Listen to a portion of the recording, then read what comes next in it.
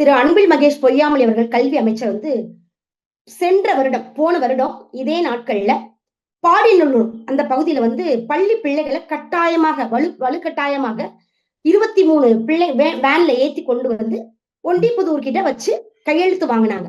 அந்த நிகழ்வு ஞாபகம் இல்ல பண்ணும். அப்ப திமுகவினர் செய்த அந்த செயலை வந்து கண்டிக்காம அப்ப அன்பில் மகேஷ் கோமால இருந்தாரா? இப்ப அதே சமயத்துல அப்பயும் அவர் தான் கல்வி அமைச்சர். இப்ப எப்படி இருக்காரோ அதே போல அவர் கல்வி அமைச்சர் அப்ப இருந்தப்ப இந்த விஷயத்துக்கு நீட் தேர்வுக்கு எதிராக கண்டன குரல் எழுப்பி திமுக வந்து மாணவர்களிடையே கையெழுத்து வாங்கும் நிலையில் இப்படி ஒரு அராஜகமா குண்டு கட்டா பிள்ளைங்க 23 வண்டியில கொண்டு வந்து இறக்கி பிள்ளைங்கள்ட்ட கையெழுத்து வாங்கின இன்னைக்கு வரைக்கும் அந்த நிகழ்ச்சி எல்லா மக்களுக்குமே தெரியும். அன்னைக்கு அன்பில் மகேஷ் பொய்யாமொழி எங்க போயிருந்தாரு?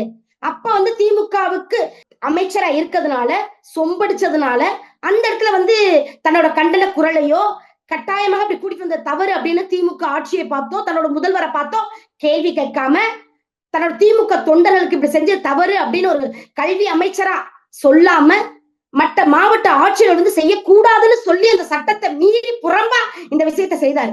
அது ஞாபகம் இல்லையா? நான் ஹிந்தின்ற வார்த்தை சொல்லவே இல்லை. ஹிந்தி மட்டும்தான். அன்பில் மகேஷ் பொய்யாமொழியோட குழந்தை ஹிந்தியா படிக்கிறாரு, பிரெஞ்சு படிக்கலையா? அவர் பையன் பிரெஞ்சு படிக்கிற மாதிரி எங்க வீட்டு பிள்ளைகளும் மற்ற மொழிகள் படிச்சுட்டு போறாங்க. எத்தனை மொழிகள் இருக்கு. ஏதோ ஒரு மொழி பிற மொழி தான் சொல்லிக்க மாதிரி ஹிந்தின்ற வார்த்தையை இவங்களாக தான் பிரயோகப்படுத்துறாங்க. இவங்க தான் அவங்களை தப்பிச்சுக்கிறதுக்கு மக்களை மடைமாற்றம் செய்வதற்கும் திசை திருப்பதற்கும் இவங்க எடுத்திருக்கக்கூடிய ஆயுதம் தான் ஹிந்தி. அன்பில் மகேஷ் பொய்யாமொழியோட பையன் வந்து பிரெஞ்சு படிக்கிறார் அப்படின்னா அரசு பள்ளி மாணவருக்கு பிரெஞ்சே கொடு. உங்க பையன் படிக்கிற பிரெஞ்சே படிக்க சொல்லுங்க. அந்த பிரெஞ்சு ஆசிரியர்களை போட்டு 3வது மொழியாக அதை கொண்டு வாங்க.